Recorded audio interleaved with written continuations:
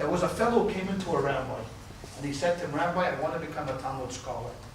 He said, no problem, I'm going to teach you right now how to become a Talmudic scholar. He says, there are two thieves. They both come down the chimney.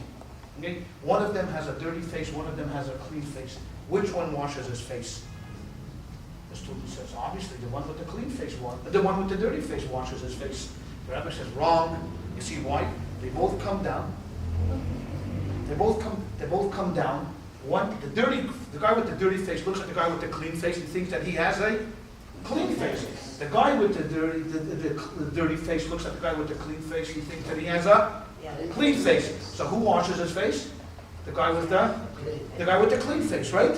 Oh, there you see already the logic of the Talmud. So the rabbi asked the fellow, now you feel that you're a Talmud scholar? He says, yeah, sure. He says, idiot. How could two guys come down the chimney at the same time and one have a dirty face and one have a clean face? Okay, so you have this story is what it emphasizes and symbolizes is that you take nothing for granted in the Talmud. The Talmud was a book of study that was lasted from the year approximately about 200 CE is when the Talmud started. So we're going back way back. We don't remember any of the authors. We've never met any of the authors, trust me. 200 till about the year 450. So around 250 years, primarily in Babylon, because the big yeshivas had moved from that time from Israel over to Babylon, because this was after the exile, after the Romans had come, destroyed the temple, after Hadrian had literally wiped out Jerusalem.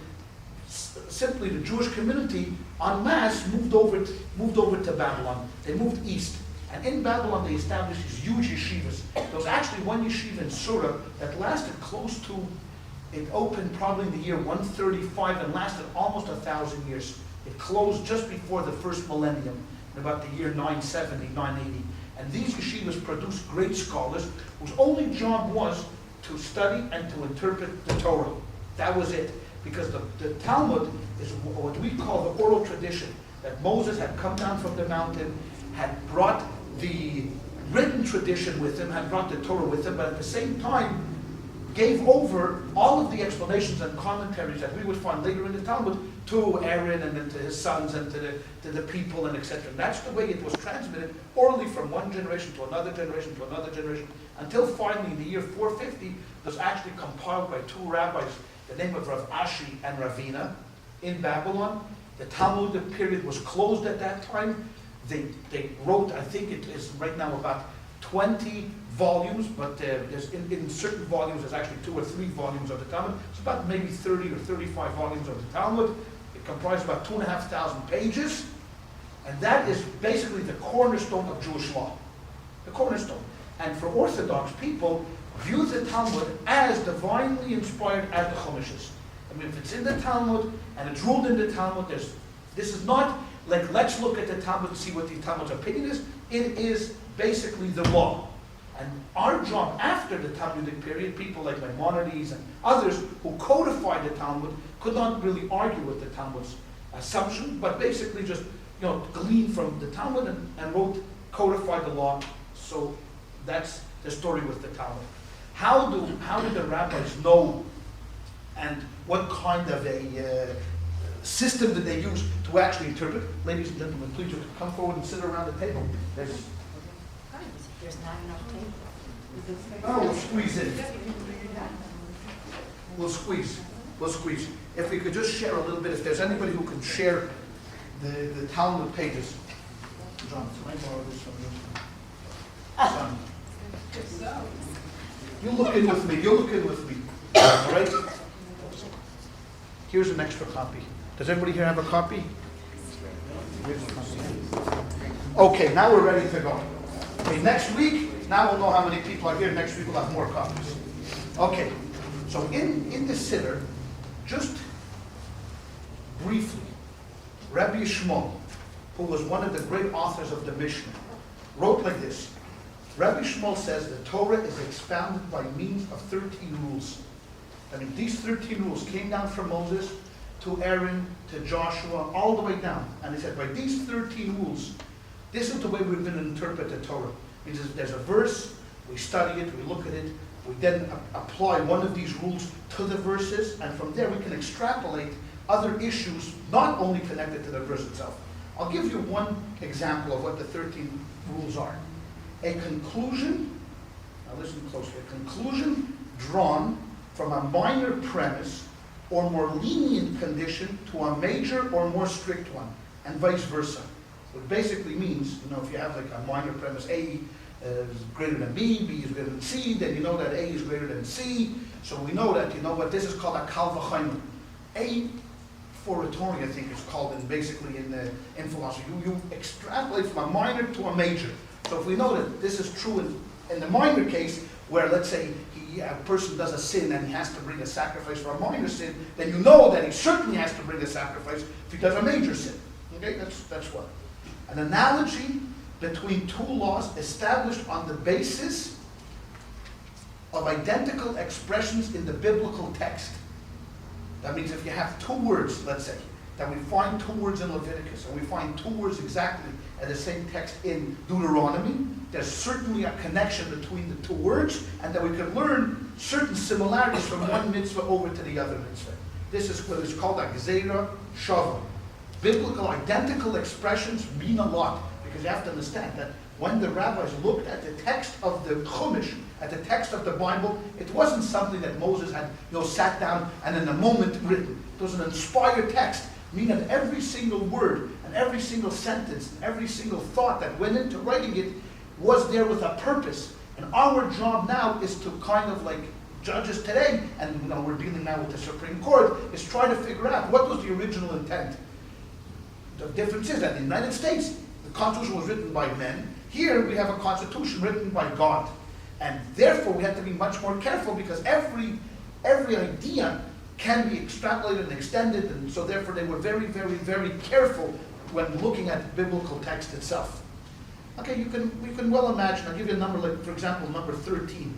Similarly, when two biblical passages contradict each other, that means you have one rule that's in one place and another rule in another place. For example, this was one of Hillel's big problems. Hillel was born in Babylon. Everybody heard of Hillel, right? I mean, he was one of almost the cornerstones of the whole Mishnah, and from him, his family and his grandchildren, were great authors of the text of the Talmud. It says somewhere in the Bible that a Korban Pesach, the Pesach sacrifice, can be brought from lambs or goats. Another text says that the Pesach sacrifice can only be brought from lambs. So he was confused. Is it only from lambs, or is it from lambs and goats? And then, but by some reason, Moses put in goats. So why didn't he put in goats in the other place? So he came back and he asked the question: where? What about bringing it on Shabbos? We know that there's certain sacrifices you can bring on the Sabbath, sacrifices you can't bring on the Sabbath. What was the rule of the Korban Pesach, of the Pesach sacrifice? May you or may you not? So all of these questions led him to begin to look at these principles of law, and then make a ruling based upon them. Okay. We come to the biblical text itself, and I asked everyone to please have a Chumash open, because what we're going to be studying, the tractate that I chose, is not a pretty one. I mean, we could have talked about flowers and horticultural and all of these things, very, very nice things. But there's a part of the Talmud that deals with punishment, and punishment was very real in the days of Israel. Now, today, just for purposes, what we're discussing today is only theoretical. All of these punishments that we're talking about today have been abolished at the destruction of the temple. There's no more capital punishment.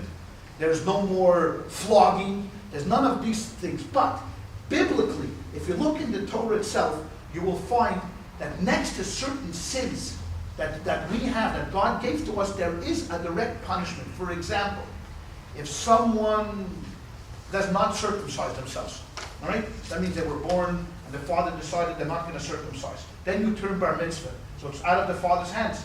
And someone says to you, listen, my friend, there is a mitzvah in the Torah, there's a commandment in the Torah now.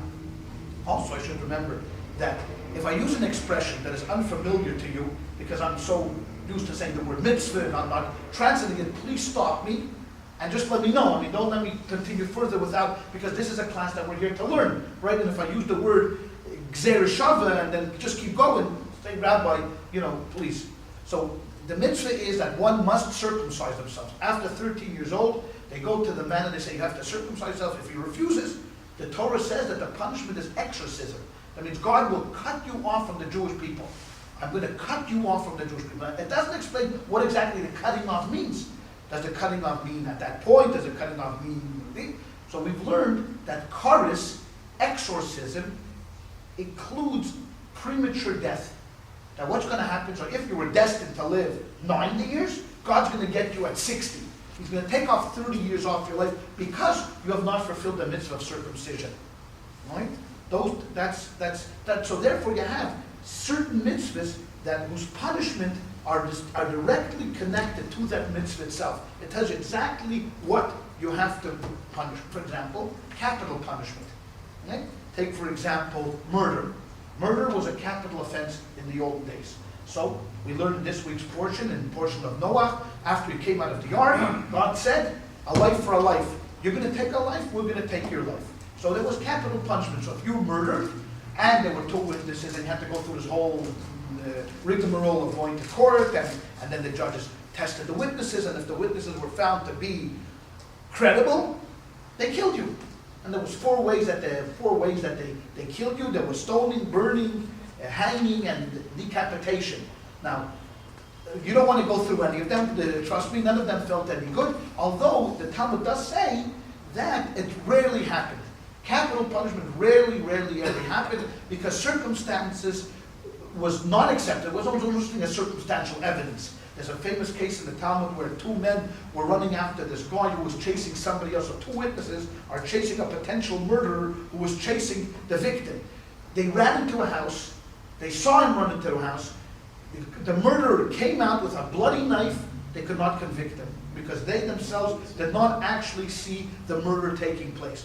So if you needed actual witnesses to see the sin taking place, that was most likely they either they blinked, they didn't blink, and then the witnesses were interrogated independently, and if everything didn't match up, they let the guy go. They let the guy go. So capital punishment, even though there is in the Bible, it was used very infrequently, very infrequently. I'm sorry. Go ahead, Judge. What if the same person Yeah. was not seen, but there were dead people around him like 5 times? Right. They had to actually see the act itself. And no matter how many dead people, no matter how many around dead this guy. people, it doesn't matter. Now, there were ways that the Sanhedrin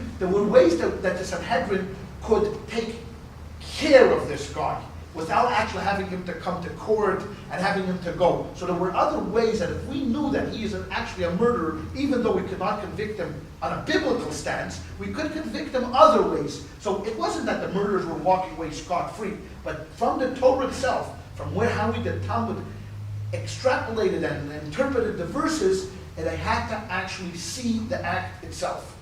Without that, you could not kill. All crimes or just? All crimes. Not All just murder. crimes, not just murder. It means if someone, for example, desecration of the Sabbath is a capital offense. So if someone plowed the field on the Sabbath, you had to actually see the guy plow the field. It wasn't enough, you warned them, went away, came back, and the field was plowed. Maybe somebody else did it, how do you know? So therefore, you had to actually see the guy do it. And there had to be 2 witnesses. There was no one witness was not enough. One witness was enough to see, to do other things, but not enough to convict, certainly not enough to convict a murderer. And as a matter of fact, when the murderer came to court, and then it was a court of a minimum of 23 judges, had to sit on a capital offense case. Not 7, not 3, but a minimum of 23 had to sit. When they voted, the majority had to be at least by 2. That means you had to have at least 12 judges that voted to convict. If it was 12 to 11, it wasn't good. It had to be 13 to 10. If there was 12 to 11, even though there was 12 convictions and 11 absolved him, no, he walked free. Because he wanted to make really sure. If you're going to kill the guy, you're going to make sure. And there was no appeal. I mean, when they said, go, then the next day they let him, have a good day, see you later. They stoned him, but we're not going to talk about that. There's another lesser punishment. And that's called, what we're going to be dealing with the next couple weeks, called flogging. Now, flogging was not very pretty. I mean, you got there, they beat you up. The Bezdin beat you up. And here, I want to look at the text first, where we get the biblical injunction to flog. All right, so I want everyone, please, Martin, you want to come move up a little closer? No, you're comfortable there? Are you comfortable over there? I'm comfortable. The only thing is you don't have, unfortunately, but you only have one. I only made 11. JP is at Tzaddik. He's a good boy. Okay. If everyone could please turn to page 1062. 1062. We recently read this. This is at the end of Deuteronomy. Almost at the end of Deuteronomy. We're going to be dealing with chapter 25, verse number 1. Okay? Now, the text itself says like this. Now let's read this very clearly. The text is chapter 25, verse number 1. When there will be a grievance between people, and they approach the court, and they judge them, and they vindicate the righteous one and find the wicked one guilty. So here's a case of two people that had some kind of conflict. So for example, if my ox gored Michel's ox, and now we have to come to court to adjudicate how much damages I have to pay. Because there's a number of different ways how, whether my ox was liable, maybe it wasn't liable, maybe your ox tempted my ox. I mean, there's all different ways. So we come to court. And then the judges say, no, Perelmuter, you have to pay Michel. Okay? So he's the righteous, I'm the condemned one. So I have to go, I'm wicked, I'm the guilty one, I've got to pay up. Okay? So here's a case. Now listen very closely. Because here we go to verse number 2. It will be that if the wicked one is liable to lashes, okay, now here's where our first problem comes into it. Here's where the rabbi sat down, and after this, Moses is long dead already. He's long gone, you can't ask him anymore. So he said, it will be that if the wicked one is liable to lashes, okay, the judge shall cast him down and strike him. But not the judge himself, but they should cast him down, like they put him down, they bends over, and they beat him before the judge, according to his wickedness by account. That means you have to count 1, 2, 3. 40 shall he strike him, he shall not add. Meaning that the most you can get of lashes is 40 minus 1. Because we learn out, because since it says 40 shall he strike him, he shall not add, means he should subtract. So what's the least you could subtract from 40 is 1. So 39 is the most you could get. But what they did was, once you came into court, they looked at you and they saw, okay, a weakling, give him 5. Okay? If he can't take it, then if he's stronger, give him 10. If he's really a bully, give him 30. You know, lest he strike him an additional blow beyond these. Let's say he gives him 41, and your brother will be degraded in your eyes. Then it's going to be why beyond too much punishment. Then you can't do that anymore. Then he finishes this paragraph with something out of left field. You shall not muzzle an ox in its threshing. Okay? Out of nowhere does this law pop in over here. Okay, so the rabbi sat down. Okay, so now we're sitting over here, let's say in yeshiva. Okay, we're sitting in surah, and I happen to be playing the role of, let's say, Rava. Okay, and you're all the students sitting around. And we read this, there's a big, huge problem in between verse number 1 and verse number 2. What's the problem? If I ask you, is verse number 2 a continuation of verse number 1? Let's read it again, right? There will be agreement between people, and they approach the court, they judge them, and they vindicate the righteous one and find the wicked one guilty.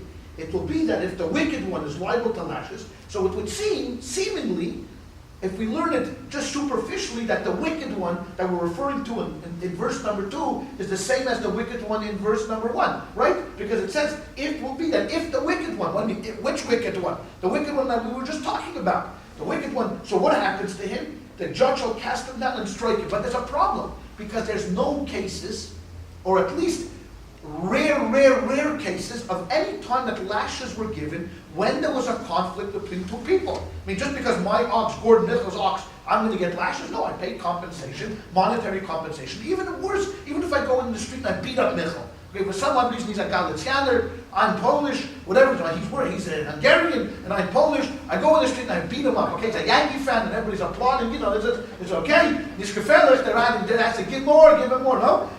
So then I have to compensate him 5 different ways, but all monetarily. There's no lashes to me. Even if he takes me into court And he says, he beat me up. The rabbi say, okay, he beat you up, pay up. So, if that's true, if I'm telling you that there's never a case that lashes is given to someone, that if there's a conflict between two people in any kind of damage, I mean, you know, we have me and Kenny, we share a house, okay? And then all of a sudden, Kenny builds, one day I go on vacation, I come back, the guy put up a fence in between our properties, and now I had a beautiful view of the ocean, and I have no ocean view. So in my anger, I came and I blew up the fence, and the rocks fell down and ruined his petunias, his beautiful garden. You know what? It's wiped it out completely. So he gets angry, takes me to court. I go to court. I'm screaming. He's screaming. The judges say, "Shut up." They finally make a ruling, right? They make a ruling, and they say, "I have to pay for the fence, but Kenny has to pay for my stress, whatever it's going to be." So we pay up each other and we leave. No one gets lashes over here. So the rabbi said, if that's the case, if no one gets lashes in the first sentence, we all agree, right? And we're talking about grievances between people. It's not a grievance between man and God. The damages that we've done to each other, then sentence number 2 is not really a continuation of sentence number 1. And the rabbi said, stop. Sentence 2 is a whole new dealing with. Now we're talking about a completely different wicked person. Okay, a different wicked person altogether. What kind of a wicked person? Someone that's liable for lashes. Oh, so who's liable for lashes? Who is actually going to get lashes?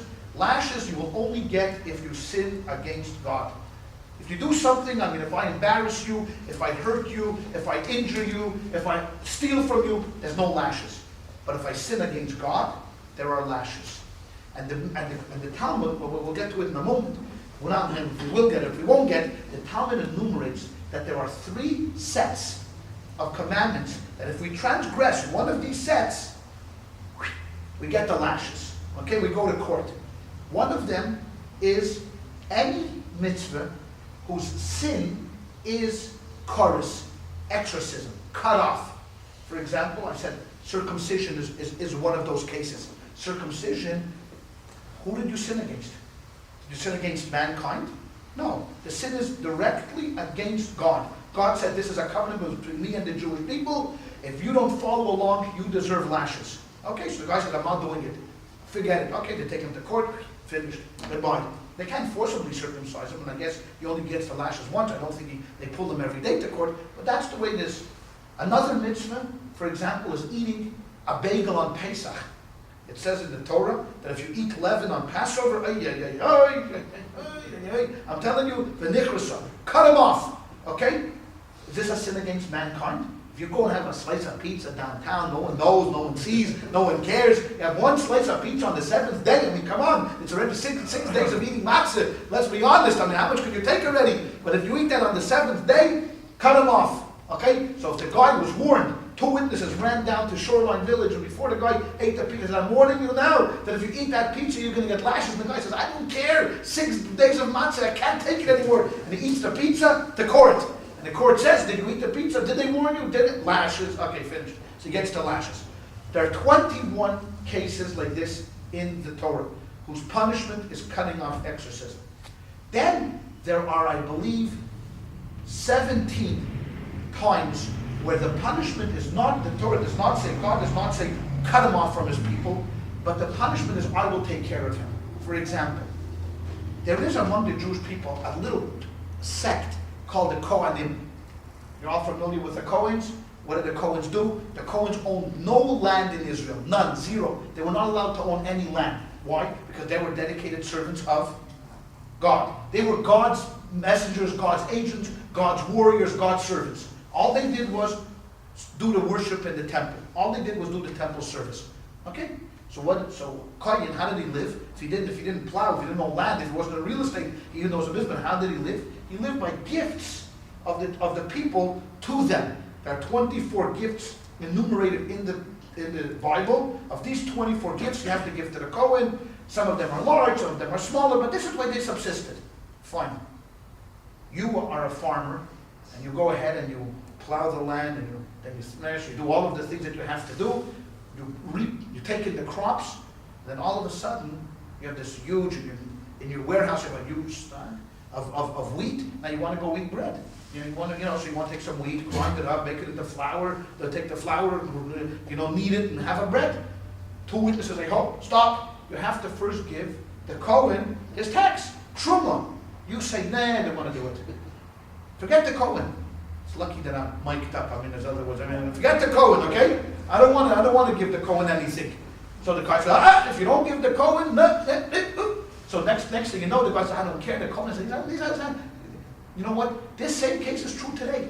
Why? Because the Kohen was what we call a litigator. The guy didn't do anything. He's a welfare recipient. Okay, 2 weeks a year the guy worked in the temple, and then another 50 weeks the guy walked around like he hadn't done nothing, and then he shows up to my house after I worked so hard. You know what it is to get some grain in your house? Had to sweat and this and that, and blood and tears and rain and this. Then all of a sudden this guy, this lady again, this welfare recipient, shows up over here with his hand stretched out, and then I have to give it to him. So I say, "No, forget about it, I'm not giving it to him." So then I go ahead and with these 2 witnesses said, "No, don't do it," and I take from my grain storage, and I grind it into whatever it is, and I make a bread, and I sit down to a meal. Okay, court. Okay, court lashes. You're going to get lashes because he didn't give the Kohenistic. Now, there's no punishment in the Torah for eating what we call tevel. Tevel is the term for your storage before taxation. It's gross dollars, let's say, pre-tax dollars. After you give the Kohen, it's post-tax dollars. Okay, so there's no punishment. The punishment comes from on high. Misa. Then, the third set of where you get lashes is, in the Torah itself, we've enumerated 613 mitzvahs. Taryag, 613. 365 are no's. Don't do this, don't do that, don't do that. We all know. When you read the Torah, you'll find out more no's than you care to believe. Then there's 248 yeses. This you must do, this you must do, you got to eat matzah, you got to make the lulav, you got to put on tefillin, you got to read the Shema, you got to put on mezuzah, all of these, yes. Okay, fine. The 365 are divided. Some are action-oriented. For example, some of the don'ts is, do not mix milk and meat together. So, you know what? A guy goes out there and says, and the In-N-Out burger's right here, and I didn't eat supper tonight, I got to go to the In-N-Out burger, I'll tell you, don't get the cheeseburger, forget about it. No, I got everything. Say, the 2 witnesses are there. Don't eat the cheeseburger to court. Lashes. For a cheeseburger, which was worth it. Double was worth it. It's worth it. Okay, we hope it was worth it. Fine, good. Double, fine. You're gonna get it. Okay. Why? Because it was an action-oriented mitzvah. It wasn't something that we did blasphemy. We could blasphemy all day. Curse God. Had to make. No, you won't get lashes. You had to actually do something. There was an act involved in it. And once there was an act involved, of the 365 negatives, if you did it, and you were warned, now, if you were not warned, you're scot-free. See, because then you could always claim ignorance. You come to court, what? Bacon is not kosher since when, rabbis? I thought that bacon was kosher. I know. Okay, so the court believes you, and they think that you're a blatant ignorant guy, so you're free, you're scot-free. But if you were warned, then you can't claim ignorance in front of the court. You have to say, yeah, I did it, but it was well worth it, I'm taking the 39. That's it. Okay, now be back tomorrow, judges. That's that good. All right? So therefore, here you received lashes only for certain sins. Not every sin, but for certain sins you received lashes. Now, why? So here we've established in verse number 2 that for certain guilty on what? So I've enumerated the type of cases you get lashes for. The most you can get is what? 39. Okay, 39 lashes. So only one question still eludes us that one answer still eludes us is why in verse number 4, out of the clear blue sky, they put about an ox and muslin. So what did I say? I said that you can only get lashes for action-oriented sins. So let's say the guy's a chacham, okay, he's a wise guy, and he muzzles his ox while the ox is threshing. What happens?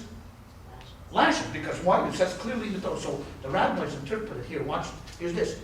There's a thing called a juxtaposition situation. Why is this verse juxtaposed right after verse number 3? To teach us a lesson. And what is that lesson? That lesson is that since you have to be kind to the ox, you have to be kind to the person as well, even if he's guilty. Even if this person is guilty as sin and has every right to be lashed, you still have to take into consideration that he's a human being, and once the punishment is over, he walks out of court a free, guiltless person. And therefore, even while you're punishing him, you have to take into certain considerations. Because if the Torah said that you have to be kind to an ox, hey, what about a kal v'chaymer? Remember we talked about what was the first principle, was that minor to the major. So if you have to be kind to an ox, which doesn't do any mitzvahs, certainly a person that does mitzvahs, you certainly have to be kind to him. So therefore you have to be very careful when you lash him, how you treat him, etc., etc., etc. And a whole body of law came out just because of this verse immediately following the guy with the lashes. Because it's easy to condemn guilty people, right? It's very easy. Guy comes into court, he's a no goodnik, he can't control himself, he ate whatever, or he did whatever. We're going to go through some of the cases you're not going to believe. Your head's going to stand that you won't even believe that some of these cases are even real. That but guy did it, and you think to yourself, okay, he's a bum, and a bum is easily to be condemned. We could condemn him. The Torah says no. You can punish him, but once he's finished with it, he has to walk out and then give him after yoinim. All right? So that you shall not muzzle an ox in its threshing is a direction to the court. Correct. It works both. It works both two ways. It works two ways. One is that it's a general rule. The muzzling is a general rule. No one could muzzle it. The position of the position of where it was put in is a direction to the court. So the mitzvah is universal. It goes for everybody. But why it was put? Why wasn't it put in here in Deuteronomy chapter 3, verse number 17? Is the rabbis felt because God is giving us a message: be kind to the ox and be kind to the person as well. In the previous chapter, even though that he comes guilty before you. Okay. All right, ladies and gentlemen, with this thing in mind, are you ready? Because now we're going to go into the Mishnah itself. The Mishnah, there's a Mishnah and there's a Gemara. Now I'll explain to you what the difference is. Okay? So now take out your handouts. Okay. This you're not going to have to know for the test. But this you're going to have to know. This is not going to be on the test. The Chumash is not going to be on the test. Okay? The Mishnah, the first thing that we're going to learn is we're going to start in the beginning of the the page. The Elohein Elohim. Now if you could follow along in the Hebrew, follow along. If you can't hear, what you should have is okay. Now, you see, I gave it in a certain order, but I know that you're all Talmud scholars, so what you should do is, if you follow me, have the Hebrew on one side and the English translation on the other side, like this. So if you want to follow along, this is the Mishnah, or the Mishnah here, and this is the Gemara. What's the difference? And I keep using the word Mishnah and Gemara. It's the same thing, except in different languages. Mishnah is study, Gemara is study. What's the difference? Mishnah is Hebrew, Gemara is Aramaic. Because the language, the vernacular of the yeshivas in Babylon was Aramaic. Much of the Talmud is written in Aramaic. So to be a Talmud scholar, if you really want to be a great scholar, you have to know Aramaic. You have to know ancient Aramaic. Not only Aramaic, you have to know ancient Aramaic. Thank God we have dictionaries today which translate for us all of the Aramaic words in the Talmud, so you can always refer to them. But that's what the difference is. The Mishnah was written by people like Hillel, Shammai, who lived when? Almost at the time of Jesus. Just around the same time, just to give you a reference. They lived from the years 0 to the years 200. That was what we call the Mishnah period. The Mishnah was a direct interpretation of the Chumash, meaning that when we had a question about who, what, when, and where, who gets lashes, the Mishnah is going to enumerate for us those kind of sins for people who deserve and get lashes. Don't be shy. This is. It bothers me here. Yeah. So let's say Moshe. This is the goals of Moshe. Correct. Okay. So he came with all these rules of this.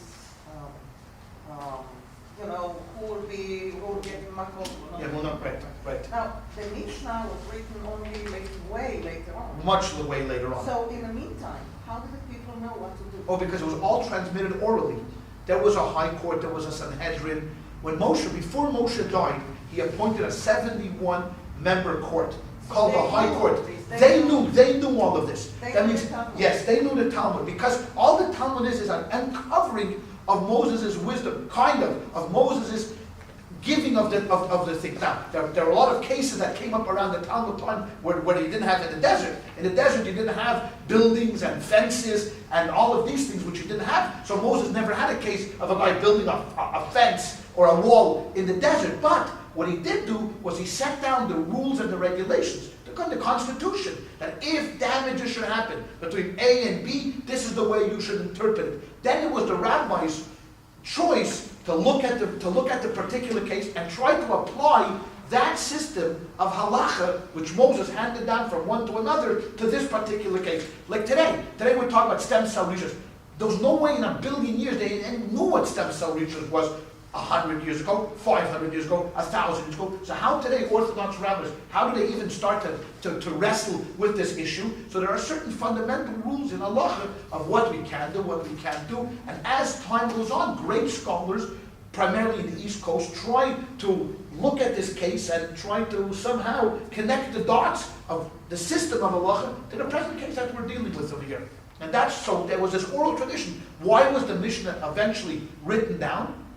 This Mishnah, if it was transmitted orally, because you have to understand that after the destruction of the Second Temple, which took place in the year 70, the game was over. There was no more central Jewish court anymore. I mean, you're talking about a complete decimation of the Jewish people in Israel. Many of them fled, many of them left. The court itself fled out of Jerusalem. It moved a number of different places, the Sanhedrin, and therefore the rabbis felt, man, if we don't write it down now, it's never going to be able to be written down. So they took a big gulp because it was prohibited from being written. And I don't want to get into too much about the writing of the Mishnah because that takes a whole different class altogether. But it was a monumental work of what they had to go through. Because what they were working with thousands of fragmented pieces. In the olden days, they used to write on these little pirates, they were little pieces. And if a case came, between me and Kenny, so, in the year 600 BC, Kenny Schlesinger came before us, and, and Perelmuter, and they rolled this up, and they kept it only, not to disseminate among the people, but as court records. So they had literally thousands and thousands of court records that they had to sift through one by one with commentary and who said it and who wrote it and who came first and who came later and could you. Now, if Hillel said something, the subsequent generations could not argue against Hillel because the closer to the source you were, obviously, the more reliable it was. So if you had a piece of paper stemming from Joshua's days or a piece of paper from Hillel's days, which took precedence? Obviously, Moses' days, because they were closer to the source. So this was a monumental work. It took tremendous amount of scholarship, but eventually it came into being. And the Gemara, which we're going to learn after the Mishnah, was a commentary written on the Mishnah. So to sum it up, the Mishnah was a commentary on the Bible. The Gemara, Talmud, was a commentary on the Mishnah. Because later on the scholars said, oh, 1 second. This is what they said, man, it couldn't be. And they're going to fight, they're going to argue, and it sharpens our intellect. Now, it was good, okay, like I mentioned on Shabbos morning at the class, that if you go to a bookstore, and if you look for Bible commentary, you will find 100 books. Let's say you go to a decent Jewish bookstore, you'll find 100 books on Bible commentary. Go into the Talmud section, you'll find 10,000 books. Let me ask yourself, why? The Bible, which is the source of our entire religion, why so few commentary in the Talmud, so much commentary? Don't forget that for a number of different reasons that I want to go into in great detail, but number one is that the Christians at this time really usurped the Bible. They made the Bible up. So as soon as they usurped the Bible itself and say, oh, the Old Testament belongs to us, we kind of retreated from Bible scholarship and focused our entire energy into the Talmud itself. So great scholars, like the greatest medieval scholar was who? Maimonides. The greatest was Maimonides. Of all scholars, this guy could put anybody in his back pocket because he basically does not one part of the Torah which he does not write about. His major work was not on Chumash. He didn't even write a commentary on the Chumash. His major work was on Jewish law because we wanted to separate ourselves from the Christians. We wanted to say the law belongs to us. They're a bunch of people of faith. Faith, that's them if you want faith. But if you want law, how to live a good life, that's where we come in. So everything was focused on the Talmud itself. So you go into a bookstore, literally thousands and thousands of commentaries on the Talmud, even today, as we sit today. How could that be? When you could, between people was no lashes, and between you and God was lashes, and if you I mean, so how can you say Christians it was faith and Jews it wasn't faith when God? No, there was faith involved, but Christians only had faith. Only had the Bible, where we had already the Talmud and the commentary on the Bible. So therefore, all of our energy was put into scholarship. Now, I'm talking about practical. The average practical Jew in the street lived a biblical life. When he put on tefillin, had a mezuzah, kept kosher. But the scholars used all of their energy. Maimonides and Ramban and all of these guys, certainly through the Middle Ages, even up to the present time, certainly in Eastern Europe, where there was tremendous amount of Talmud. And don't forget, we had one advantage that came from a big disadvantage. What do I mean? We had an advantage that for 2,000 years we had no country. Okay, we had nothing. We never had to build bridges, we never had to build roads, we never had to collect taxes. We had nothing. Maimonides, if there was an Israel, automatically they would push him into politics. He'd be, let's say, become the prime minister. He'd have to be, his whole day be busy with, collecting taxes, making peace, doing this. You think he would have written anything? No, like this. It was until he became a doctor, he already wrote many works. So he didn't have to worry, but we never had to worry about anything then. We sat in Poland for close to 700 years, from about the middle of the 14th century till 1939. We sat there, and all we did was study. Study. So it was very simple in Europe. Either you were a student, when you went to work, there was no such thing as standing around and finding yourself. There's no finding yourself. Only in America, we spend time finding ourselves. You know what? In Europe, at 10 years old, you found yourself in a field, or you found yourself in a house of study. That was about it. There was no such thing as, going here and there and back and forth. That was it. Finished. That was the name of the game. So the great scholars didn't have to worry about politics. They didn't have to worry about only inner politics, of course, Jewish politics. Inner community politics, intercommunity politics. So it had a great. So therefore, scholarship just grew and grew, and commentaries grew and grew and grew. Okay. So therefore, let's get down to the Mishnah because we're already holding. Because I want to say something. There's no way you can really understand this unless you expand on it. Of course, absolutely. Shorthand. Absolutely. This is what it is. It's written very concisely. There's So a if purpose. Christians memorize the Bible, they don't know. No. what it says. No. The Bible itself is very hard on its own to understand. And certainly, if you want to live just by faith itself, then you don't have to worry. Because all of the laws, the first thing that Christianity did was wipe out most of the rules and regulations. There's no circumcision, there's no Sabbath, there's no kosher, there's nothing like that. So that takes away 99.9% of the Talmud. So, no Shabbos. We're going to show you that such a Shabbos, that we're not only going to keep Shabbos, we're going to put on 150,000 different laws on Shabbos until all you can do is just sit like this. You can't move for 25 hours. If you turn your head left, no, you're transgressing. Sit like that. Yeah, all you have to do is sit like this and just sing, That's all you can do, because that's what Shabbos is all about. And we're going to show you about, but you know what, we're going to get far afield. I'm going to get into the lashes, okay? Let's get into the Mishnah itself. Some of the cases that we're talking about. But are you saying that some of this was done in a response to Christianity? I'm not saying it was a response to Christianity. I'm not saying it was a direct response to Christianity, but that's the way it developed. I mean, if you wanted to be a scholar, you were a Talmud scholar. But the fact that you knew 6 verses in the Bible meant nothing. Everybody knew the Bible. I mean, every scholar, every guy, every house, guy knew the Bible. He knew the Chumash, he knew the prophets. But if you wanted to be considered a yeshiva man, if you wanted to be a student of the Torah, you had to know the Talmud. The Talmud was really what separated what we call then the men from the boys. Because, we're not going to get into that. But that's the way it was. That great scholars had to know the Talmud. And there were many people that actually knew all 2,500 pages of Talmud by heart. They literally knew the 2,500 pages of Talmud by heart. It wasn't until the middle of the 16th century, the first Talmud was printed. I knew a rabbi. I mean, if you think about Shkosh, I knew a rabbi. We talked about it in our Talmud class. That if you took a pin, literally, this is unbelievable. Took a pin and pushed it through these pages, he can tell you every word that the pin struck on all of these pages. This is how many it is all the way through. He knew every single page of the Talmud by heart. When he was 18 years old, he was an illustrious genius in Europe already. It's Rabbi Hirschberg. I'm not making up stories. I've seen this myself with him. His name was Rabbi Hirschberg. He subsequently passed away as chief rabbi of Montreal. He already knew at 18. He already knew 2,000 pages of the Talmud by heart. 2,000 pages. I remember every speech, every time someone gave a speech and quoted a Talmud, he would tell you exactly where. Oh, that's okay, Baba Kama, page 67, second side. Next.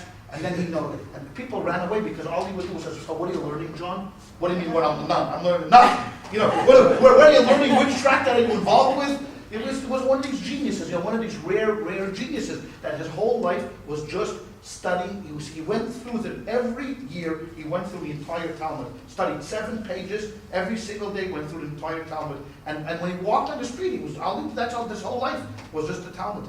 All right. But let's get back to reality, to us. Okay, let's get through the one Mishnah. Okay? He says like this. The Elu Hein Haloikim. These are the people that are going to get, these are several cases we're going to be dealing with right now that are going to get lashes. Okay? Now, does everybody have that page? It should be on page, you have, yes, here, okay. Chapter 1, Chapter 3, chapter 3. It goes down. Chapter 111. I was saying red. Yes. Yeah. No, this is not. This is Tosfos. This is not Aramaic. I'll explain, after we get through the class, I'll explain the structure of the page itself. Should we go through? No, I don't want to go through this because it's going to take us too much time. I want to get to some text itself before at least a Mishnah we're going to get through tonight. Okay? Or at least half the Mishnah. We'll see. Okay? He says like this. The Elu Hein Haloikim. These are the cases where someone is liable for judicial flogging. What is it? Habala Chaisoi. If someone has a relationship with his sister. Now, we think to ourselves, oh, gross, right? Gross, yeah? But this week, we studied about the portion of Genesis, right? Okay? I want to ask you all a simple question. Adam was created by whom? Okay? Then he created, and what did they have? Two sons. Okay? Now, all of a sudden, in the next chapter, there's a whole bunch of people. Now, either God created a whole bunch of people, or we're dealing with a lot of flogging going on. Right? Because I might not be the sharpest knife in the kitchen, but I'm trying to figure out here is if you have Adam and Eve and 2 sons, and then you have a whole bunch of, and one kills the other guy, and then you have all of a sudden, and then they have children. Now, where did all these people come from? So either it was real incest, where they had relations with the mother, or they had relations with their sisters. Where it tells us in the Medrash, they had sisters. One was born with 1 twin. It says Cain was born with 1 twin sister, and Abel was born with 2 twin sisters. He had 2 twin sisters. So from these sisters, obviously, these sisters gave birth, and then cousins, and the miracle was that we know what incest leads. I mean, all the genetic diseases you can get from incest, that these people must have been semi-normal because they had children and more progeny, and all of a sudden you had a whole world filled with people. They didn't come from dust, trust me. So when we talk about the Mishnah, what's so unusual about that? Same thing goes on in West Virginia. Yeah. I was going to say. I was going to say. You know what? I'm being mic'd, so I don't want to use anything. But in certain states, before a judge, the question if your parents get divorced, are they still brother and sister? I mean, this is a issue that came up before some Supreme Court. Did you know that? Okay, I'm just joking. Okay, but if you have relations with your sister, okay, and they warn you beforehand, hey, don't do that because it's not very nice. But you know what, John? I mean, there's cases here. We're not living, we're not prudes here. We know there are cases here in America where people have relations with their sisters. I mean, this is a flogging thing. Now, the sister had to be. I'm sorry, John, you have to jump in because in this class, I'm going. There are a lot of Jews who were married to cousins. Oh yeah, no, cousins is permitted. Cousins are permitted. But it's still within the relationship. Yeah, cousins are permitted. First cousins are permitted. Yes. Yeah. First cousins are permitted. The first cousins are definitely permitted to marry within Judaism. But the sister here that we're talking about is a single girl. She's single. If she's married, there's no flogging. Why? Because what's the punishment for adultery? I mentioned before. Because if she's married, then it's not anymore just an incestuous relationship. Now it's an adulterous relationship, which gets ratcheted up. Because if he lives with his single sister, and he took advantage of her, whatever it was, okay, that's one category. But if she was married, there's a completely different set of rules. And if she's a married woman, this is called adulterous situation. And for adulterous situation, there's no flogging. Why is there no flogging? Because it's the ultimate punishment of they get you. So from there we've established that in any of the cases where there's capital punishment involved, there's no flogging. You don't get any flogging. So if a guy on Shabbos desecrates the Sabbath, there's no flogging involved. Why? Because it's a capital offense. Someone who murders, all of the capital offenses, hitting your parents is a capital offense, you know, within biblical context. And there's a whole bunch of them, I don't want to get into And it them. doesn't matter how old the sister is? No, we don't, here we're not taking into account how old. If 6 she could be years old? 6 years old in the Talmud is old. 6 is already, no, we're thinking 6 here. Forget about 6. 6 already was someone working in the Talmud. We'll get, if we finished all 2,500 pages of the Talmud, we will see that our society, you could not look back because they lived a completely different, like 10 years old, they were already, you know, kind of an adults. You know, so if you sent, in the cases of agency, let's say, you know what, you wanted to send me a package. Okay, there was no telephones, so you sent it with a 10-year-old. A 10-year-old could be held liable if he doesn't deliver the package, if we could ascertain that he understood what was going on. So in those days, maturity was not, even though it was 12 or 13, which we have like a bar and bat mitzvah, where 13 you became an adult, but children were workers. Children literally went to work in the days of the Talmud, unless you were scholar. So 6 years old was already 3 is the cutoff date. Okay, you're talking 3 is the. But you know, so we're not going to deal with how old. It's just wrong to do it. It's wrong no matter how old she is. It still goes on in Bangladesh. I'm sure it does. I'm sure. It goes on in the Then US. what? It goes on everywhere. All right, so It goes on you everywhere. can't- You can't have a relationship with your sister. If you do, you're going to get flogged. Okay? Valachos aviv, and then you. do it before she gets married. That's it. Make sure, because afterwards it's finished. I mean, that's, you know, make sure. Valachos aviv, and then you could not have a relationship with the sister of your father, which is your aunt. Okay? Again, only if she's a single woman. If your aunt is married, it's a completely different story. And also true, this is true if she's widowed. If she's widowed, she then goes back into the original state of being a single woman. It's not adulterous anymore. Only adulterous if she's married. So if you have a relationship with your aunt, you get flogged. I hope it's worth it. Okay? The thing is, a niece permitted. Okay? So Torah permits an uncle to marry a niece, but not for a nephew to marry an aunt. Now, I don't think it really has to do, because analyzing it, I don't think it has to do really with age. Because, you know, when I was a kid, of course, who would want to marry their aunts? Our aunts were like, old, the people, Aunt Clara, she was an old lady, who wanted to marry an aunt? But nowadays, you have sometimes the nephews are older than the aunts. It is possible that a nephew could be older than his aunt. So it's not really an age situation. It was a God commanded us that an aunt is not permitted, but a nephew, and then he says, Alachais imai, also the mother. But the sister doesn't get the flogging.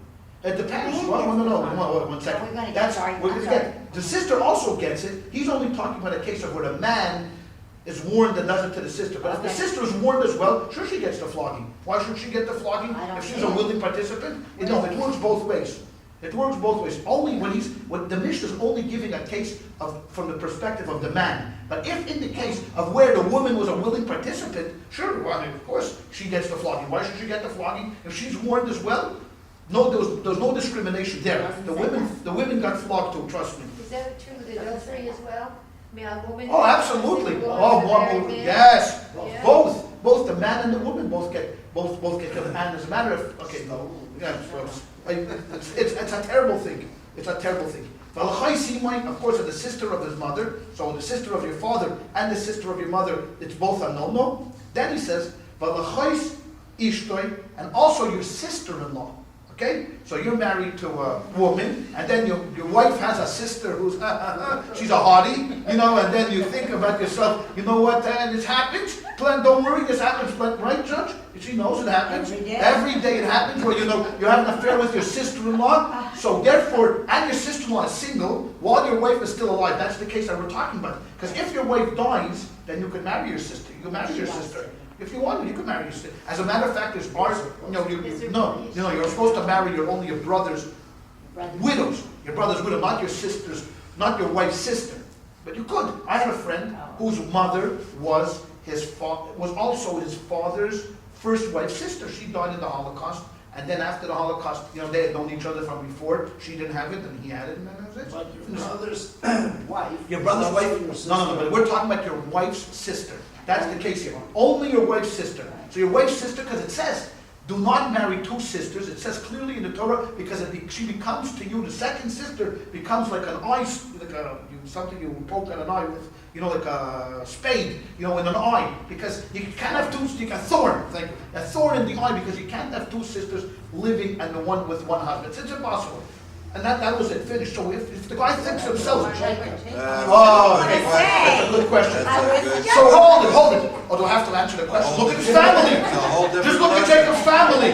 I mean, you want to have four. And as a matter of fact, there's a commentary that says not only were there two sisters, all four were sisters. Zilpah and Bilhah were so he actually married four sisters. I rest my case. Just look at the cat family. Okay, if you want to have that kind of family with the dysfunctionalism that went on over there, you go ahead and marry the sisters. No, they had worse than lashes. Believe me, they ended up with worse than lashes. No stoning. In Jacob's life, the guy suffered terribly because of the jealousy of one brother, the 6 brothers of one mother, one brother of another mother. What happened? The 6 brothers conspired to kill this one brother. I mean, it was sold and took care of him. Then he came back and destroyed them. I mean, it was okay. Go marry 2 sisters. What? No. I think it was the sisters. It was the sisters because you can imagine. You have 2 sisters. One was popping them out like there was no tomorrow. Leah was pregnant every time Jacob looked at her. Thank you very much. So Reuben, Shimon, Levi, Yehuda, Yisachar, and Zvulun were born. 1, 2, 3, bang, bang, bang, bang, out of nowhere. And then Rachel couldn't get pregnant. She couldn't get nothing. Finally, she squeezed out one son, Joseph. And then thanks to Leah, because Leah had a daughter as well, Dinah. It was supposed to be a son, but Leah prayed to Hashem to change the sex of Dinah to make her into a daughter. So at least Rachel could have 2 sons. And, yes, what? You can do that. Why? Not retroactively. I'm sorry. You can't go back. No, not when they're 21. Not when they're 21. You say, you know what? If only my sons were 4 girls. Rabbi Shalom. You know what? That doesn't work. That doesn't work that way. Unfortunately, it might work a little bit. You don't want it to work. No, you don't want it. You don't want it. But trust me, it's no good to have relationships with your sister-in-law. Trust me. Forget about it. If you do, there's actually just as much dysfunction today. Yeah, of course. It's no difference. It's no difference. With no lashes today. But maybe we should institute. No, okay. The next court will institute lashes if this guy gets it. Val Eishes Achiv, and also the wife of his brother. So if your brother's wife and and then your brother passes away or whatever it is, and then you have relations with her, lashes for you. Okay? So therefore, sister-in-laws from both sides, both your wife's sister and your brother's wife, is a no-no. You can't have any relationships with them. Eishes Achi Aviv, and also the wife of your father's brother, which is your aunt. Now so why does it have to tell us this? So think about this. Come on, by the Talmud scholars. Why? He said already, he talked already about aunts. Yeah. He already talked about, in a previous case, right? He said, the sister of your father, the sister of your mother. Why does he have to say this case of aunt? Why is this case different than the 2 previous cases? I'm going to test your Talmudic acumen in this question. Because think about it. Related. Well, what? They're not directly. There it is. There's the man. That's exactly. There's no blood relationship. This was, I have a father. My father has a brother. He has a wife. My uncle drops dead. His wife is a hottie, okay, and whatever it is, and he decides, but why not? Right? Because she's no blood relation to me. My father's sister, my mother's sister, is still blood, okay, this is gross. But seed issue. What? Oh, no, we're not talking about children or anything like that. Forget about that. He's long dead already. My uncle's been dead already. He's cold and buried and finished, okay? So now, you still know. Why? Because it's my aunt, and she's your aunt. Forget about it. You want it? I hope it's worth it. But then you also have to have witnesses. Of course, everything has to go with So witnesses. who's going to have a witness with this? No. This case, it's not so simple when it comes to sexual liaisons. You don't have to actually see the act. Here we trust the moaning. Okay? So let's learn. Okay? Here's where we warn them. It's all 21. DNA test. They don't, so you don't have to worry. Because in this case, if they warn them, I think you're embarrassing him. no, don't worry. Nicholas heard worse. Nicholas, he's 20. He's heard worse. So if you actually go and tell them, hey, I'm warning you, if you go into that hotel room together and you lock the door and we wait here for 8 minutes, and if you don't come out within the 8-minute period, that was a time limit. 8 minutes, and they're in there for 8 minutes, and we hear them bustling and hustling around, and we know that there's lashes. We hope that it's worth it. So in this case, you didn't have to see it, because that's gross. That's gross. That's gross. To actually see the act of itself, forget about it. Okay, then here's a case that actually has application today, because, not the flogging part, but here is a woman who's going through her period. Now, in the Torah, it clearly states that a woman during her period, she has to be left alone. Okay, don't bother her. Okay, you're a husband, go pay your bills. Okay, during that time. Okay, when she's menstruating, because during that time when she has her period, it's a very private time, and we don't want anybody bothering her. So she has to do that. She doesn't feel good. All right, so she goes through her menstrual period, then she goes to the mikveh, and everything is back. So while she is menstruating, she's called a nida. Okay, separated. So during that time, we warn the guy, we say, listen, I'm warning you now that if you go there, I'm warning you, but the guy says, hey, can't take it. Okay, you can't take it anymore because, this is really every month. And not only while she's menstruating, but then you have to wait 7 clean days. So let's say a woman has a period of 5 days or 6 days, she's bleeding, and then she finally stops bleeding, and then you have to count 7 days. That's 13 days. That's 13 days, and every month. That's like, I just come back from a road trip, from Lane, and then all of a sudden the night I show up, she sees her period, I'm finished for 13 days. I'm in the cold showers. So the guy says, no, I can't take it anymore. But I warned him, and the 2 witnesses say, I'm warning you. The guy says, I can't take it. You go. Lashes. I hope it was worth it. Lashes for you, man. Okay, but here, so today also, all of these other laws, living with your aunt and that, but the laws of nida still are applicable today. Because it's still a mikveh. The only really person who has to go to a mikveh today is a woman who went through a menstrual. See, in the olden days, men also had a biblical injunction to go to the mikveh. Whatever case it was, he came into contact with a dead body, he came into this, came into that, all of those fell apart because everybody here is spiritually impure. Anybody here ever been to a morgue? Yes. Anybody ever been to a hospital here? In the hospital, there's always corpses in a hospital, so everybody's here ritually impure. The only one that still has this spiritual refinement is a woman. The woman always kept very, spiritually refined, and they kept the mikveh laws from biblical times until today. So that's the only one, today nid is the only one that's really applicable here. Now, as I said before, there are certain sect within, not a sect, but really a family or a tribe that was very special. They were called the Cohens, right? The Cohens were only worked in a certain, so a Cohen had some restrictions on who he could marry. If you were a typical Cohen, if you're just a regular Cohen, you could not marry a divorcee. A divorced woman could not marry a Cohen. Because why? Because she was already, it was a kind of a messy relationship, and this guy's a special guy. So, okay, you know what? You can marry a divorcee. That's true today as well. If a Cohen cannot marry a divorcee. Oh, you want to know something interesting? Yeah. My cousin married a Cohen. Then Awesome. they got divorced. Yeah. They got divorced, not Mazel Tov. Oh no. And then they wanted to remarry, but they couldn't. They couldn't because she's a divorcee. Yeah. So you have to be very careful when you're a Cohen. You have to be very careful before you give that get. So therefore, here's a case where a Cohen has to only marry 2 types of women. One is a virgin who's never married before, or a widow. If their husband passed away, so then those two women, a regular Cohen could marry. If you were elected as the high priest, you were Mr. Big Shot in Jerusalem, you wore all of the vests and all the vestments that you had over there, so you even had bigger restrictions. You only could marry a virgin. You couldn't even marry a widow. So a Cohen was restricted from marrying 4 different types of women. One, he couldn't, the regular Cohen, 3 types. No, 4 types, sorry, 4 types. One is you could not marry a divorcee. 2, you could not marry a convert. So even if the woman was a virgin, but she converted with the Judaism, you could not marry her. And there's many cases today. It's not saying many cases, but there are cases coming before rabbis. A Cohen doesn't know anything, and he goes and marries a woman. And then she says, that she converts. And then there's a whole mishka bimble. What happens over here? So you can't marry a divorcee or a convert or a woman that had any kind of relationship before a marriage. Woman, regardless, a Jewish girl, but she was not Still a virgin. She had a relationship, but she never married anybody. She lived with somebody. She could not. She had Monica? what? Monica? Like Monica, but it depends if that's. I don't want to say if that. I don't know if that is. So if she had a relationship with somebody, Cohen couldn't marry her because she was not of good stature. She was not of good stature. She was not a virgin either.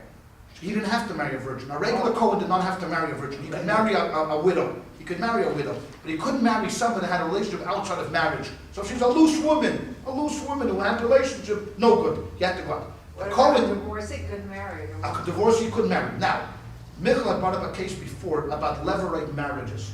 What's a levirate marriage? So, okay, levirate marriage is like this.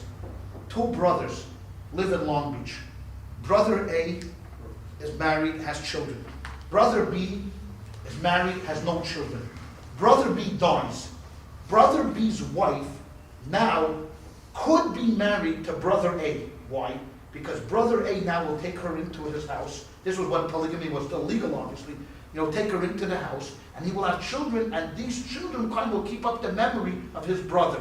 Because of his widow, he'll make his brother's memory live.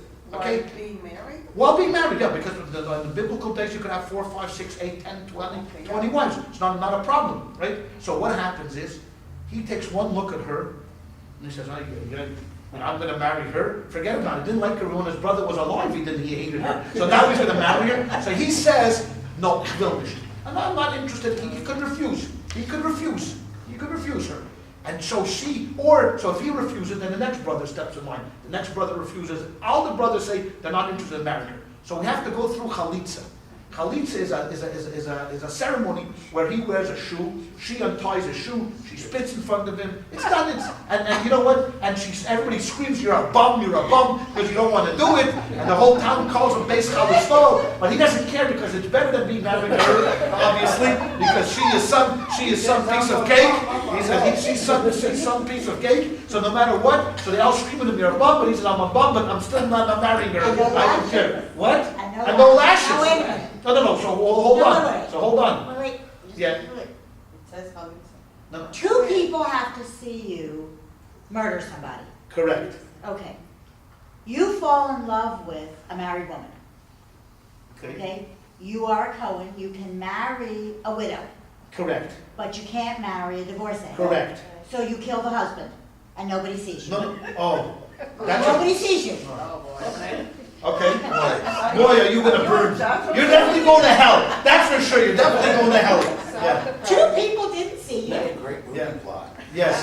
You could write a book, Josh. it's It's legal. no, it's not legal. It's not legal to kill anybody. You can't. It's not legal. It's not legal. They can't prove it, obviously. OJ. Yeah. Right.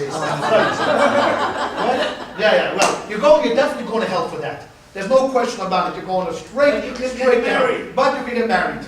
If that's what you want to do, that you could do that. But nonetheless, in the case of chalitza, in case of where the woman went through the sister-in-law went through this kind of separation. It's not really a divorce because he never really married her, the brother, but he kind of pushed her away. She has the status of a divorcee. So if he did chalitza, if the brother A pushed her away, this woman now, the sister-in-law, the widow, cannot marry a Kohen. Okay? Because you keep that in, so remember, it's going to be on the test.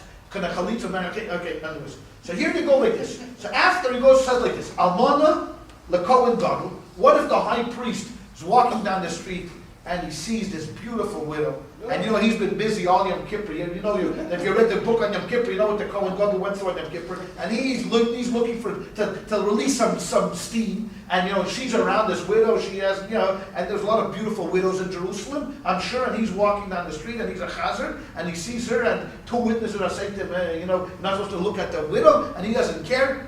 Lashes for you, Kohen Gadol. And I would probably suspect he's no more Kohen Gadol. Let's put it that Just way. for looking? No. Not for looking. You can read the menu. That's what we always say. You can read the menu, but you can't eat. That's the thing. To go into a trade restaurant, you can go to California Pizza's kitchen. We can sit there all day reading the menu, but ordering is forbidden. Can't even have a glass of water. No, you can't even have a glass of water. Maybe you could have. I want to get into that. But he said this. So if a Kohen Gadol, if the high priest has relations with a widow, lashes. Grusha v'chalutza, if someone is divorced, or she went through chalitza, she had the separation. L'koyin heged, for a regular Kohen. Okay, now, we come to this case. This is a sad case here. Very, very sad case. The mamzer. Okay? What is a mamzer? A mamzer is not what we think a mamzer is, because we call people mamzers, but we don't really know what we're talking about. Because he says so, a mamzer, then he's a bastard. Okay? But he's not really a bastard. Because a mamzer, what? Half-breed. Mamzer is really a product of an incestuous relationship. Okay? Well, that's not really a bastard today would be someone born of an illegitimate. So it's not if a single woman has, but it's not incestuous. This has to be either a sister, a mother, a married woman. I mean, incestuous relationship. This mamzer is born. Okay? Adultery. Yeah. This mamzer is born. Okay? This mamzer has every legal right within Judaism. He's counted to 1 million. He's a Jew 100%. He can rise up to be the head of the Sanhedrin even. Because it says clearly in the Mishnah, not in today's Mishnah, but in the Mishnah, that a mamzer, Talmud Chacham, a scholarly mamzer comes before a high priest who's an ignorant person. So if the mamzer walked in here who's a scholar, and the Kohen Gadol, and we have one share, we give it to the mamzer. So he's, what? Oh. So that's not his fault to be moved? It's not it, nothing. The only restriction, and this is only from heaven, we don't know why, what, and if, but since we are loyal people and we're faithful people, God said the only exclusion that this person has is he cannot marry. He's not a man. Or he could marry another mamzeris. If there's a girl mamzer and a boy mamzer, the two mamzers could marry each other. Okay. Which I know many cases. I know many cases. I know many. Their children are mamzers. Mamzers too? Mamzers too. So you get this gene. It's hard to get rid of this mamzer gene. The mamzer gene is hard to get through. Why and if? You know what? I will know the answer when we all die and we go up to heaven. The first question you'll ask God is, why the mamzer? Okay? I told you the story, right? I told you the story with the mamzer. They marry and they have children. Mamzers. Children are Mamzers. There's a way to get around it. There's a way where a mamzer could cut off this gene from his family. There is a way of doing it. But today, first of all, who knows what, when, how, There's a mamzer, no who's mamzers today. We don't even know. I mean, I know many mamzers who are not married to good women, but mamzers married to nice men. I mean, it works both ways. But if you, forget, I'm not going to but put it this way. A guy came in, just this is parenthetically speaking, a guy came in once to a shul, a big temple, to raise money for a certain yeshiva in Israel. And the president of this temple was very mean to this guy. He embarrassed him publicly. So this guy was, said, listen, I'm going to leave the shul. And he said, this is United States. This is not Europe. You come here and you snore money. This is New York City. This is sophisticated. Get out of the shul. So he embarrassed this guy who was only trying to do his job. He says, I'm going to leave the shul. But before I leave the shul, I want to tell you a story. Okay, Mr. President, I want to tell you a story. What happened was 3 entities came before God, and they had an argument. They were very angry. They had a grievance against God. What were they? Aleinu, the prayer of Aleinu. I'll tell you in a moment why Aleinu had a grievance. The prayer of Asher Yotzar had a grievance against God. I'll tell you in a moment. And the Mamzer. All 3 had a grievance against God. The prayer of Aleinu, when do we say Aleinu? We always say it at the end, Aleinu l'shabech. By the end, if you notice, in most services, by the time we get to Aleinu, half the people are out the door. Most people are concentrating. The Aleinu says, this is what I get. This is how I get. At the end of Daphne, no one's saying it, no one's listening, no one's paying attention. God said, you know what, you're right. So what he did with Aleinu was, he took Aleinu and he put it right in smack in the middle of the high holiday service. So if you read the Musaf of Rosh Hashanah and Yom Kippur, what do we say? Aleinu. Oh, Aleinu was so happy, high holiday service. He leaves, fine. Asher Yotzar is a prayer that we say after we leave the bathroom. Asher Yotzar. She says, this is a prayer. A guy goes to the bathroom, saying a prayer, Asher Yotzar. No one says it, people forget about it. So God says, you're right, absolutely. So he took Asher Yotzar and he put it as one of the 7 blessings under the chuppah. We say Asher Yotzar on the B'tzalmi. Ooh, Asher Yotzar under the chuppah. What's better than a Jewish marriage? Woohoo! Then the mamzer came before God and said, why am I guilty? Why do you punish me? It was my mother. My mother you should punish. She was a married woman. You should punish her. Why do I get the punishment? God said, you're right. You know what? With you, I'll make you president of the shul. So therefore, you know what? So then you have to. So this is okay. If you run into a president who's not, you know where he came from. And then there's a president excluded. Currently excluded here, but not really. But in that case, so a mamzer, so a guy sees this girl who knows that she's a mamzeris. You can't have really relations with her, but she's a beautiful mamzeris. She's beautiful, and he's just going crazy over her. So he decides, okay, you know what? He's going to have a relationship with her. Lashes. Okay. So I hope it's worth it for you. Hope it's worth it. Now, there was a tribe called the Gibeonites. if you read the story of Joshua, there was this tribe that tried to ingratiate themselves within Judaism. They converted, they became kind of Jews, but the Jewish people always kind of looked at them askance. Later on in King David's days, he excluded them from Judaism because they did something horrible against the Jews. They sided with their Jewish enemies. So these Gibeonites kind of were in this gray area. They were Jews, but since we always never really ascertained why their real purpose of converting, they were put into a separate category called the Nessin. See here? The Nessina. So here's a Nessin who's a member of this tribe of the Gibeonites. They were, at the time of King David, prohibited from marrying within Judaism. They could not marry within Judaism. But you walk down the street and you see this beautiful Nessina, you see this beautiful Gibeonite woman, and you want to have relations with her, I hope it's worth it. Okay? Because, boom, you're going to, lashes for you, my friend. Lashes for you. Okay. Then we have Bas Yisrael, and the same, judge, here. Okay? So he says, Mamzeris, look at what it says. Mamzeris Masin Yisrael, the girl Mamzer and the girl Gibeonite to a Jewish man. Bas Yisrael, a Jewish girl, Linesin, if she has a relationship with a male Gibeonite or a Mamzer, so you see a Jewish woman, she sees this Mamzer, he looks like Arnold, I'm not saying he's a Mamzer, don't get me wrong, but I'm saying he looks like Arnold, he's strong and he's buff, but he's a Mamzer. So, and this girl can't take it anymore, so she goes and she has a relationship with the Mamzer, and you could fill in the blanks, and you're there. See, so it works both ways. The male and the women get it too. Then he says, Almana ugrusha, a widow, and a divorcee. So if a woman was a two-time winner, okay? She was divorced and she was widowed. So she buried one and and got rid of the other one, right? Chayavim alel mishum shtei shemes.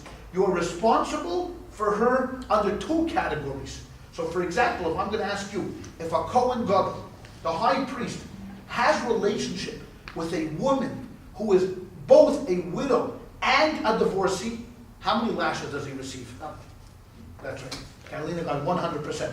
78 lashes. Why? Because this woman there's two restrictions against her. One is that she's a divorcee, and one that but a regular priest would only get 39, because the part that she's a widow is no restriction to him. The fact that she's a divorcee is a restriction to him. So therefore, But she can't be a widow, nothing. And it depends on how strong the person is. That's clear. I mean, he brings up a good point. I mean, that's obvious that if the man is estimated not to be able to take 39 lashes, they only give him what he can take. I mean, there's no reason to kill the guy. I mean, this is not capital punishment. And certainly a woman is not going to get 39 lashes. I mean, 5, 3, 1, 2, whatever it takes to get the point across. But were they hard? What did they lash? 500. Not? What did they lash with? Both, they had this like a whip. They had like a whip and they beat you with a whip. More like Depends who did it, huh? exactly. It depends. You know what? There was a story of these three nationalities that came before the king. All right? And the king was very angry with them. So let's take, for example, I mean, just general. There was an American in the game. The Russian's so tough, I want him on my back. If it's all the same to you, I mean, why not? Okay, so you have, that's free, that's a freebie. Okay, Grusha, the Chalutza, but now a divorcee and someone that's separated, the Chalitza, remember the Chalitza case? Is only really responsible for one name, meaning that she doesn't carry two separate categories, even though it's two separate really instances. One is not the same. The chalitza is not really a marriage, it's not really a divorce, it's just a separation, but still, if she happened to be both chalitza and a grusha, divorced and separated, she's only one. So if you happen to marry, so if a kohen happens to marry or have a relationship with one of these women that was a two-time loser, then he only gets 39. Gets 39. Does the same? What if she was divorced twice? No, divorced twice is only once. She's only once because the designation on her stays. So if she's divorced 10 times, it doesn't make a difference. She's still a divorcee. And if someone, God forbid, is a widow 8 times or 9 times, still doesn't make a difference. She still considers a widow. She's a murderer. What? Twice is a black. It's a black widow. It's a black widow. All right. This is just a little an inkling. I think next week what we're going to do is, is there any other questions till now? Is there any other questions? Go ahead, please ask now. Did they use the Mishnah when they translated the Bible at all? What do you mean? To translate it, since it's kind of telling what... Well, translation is by nature commentary. There's no such thing as an objective translation.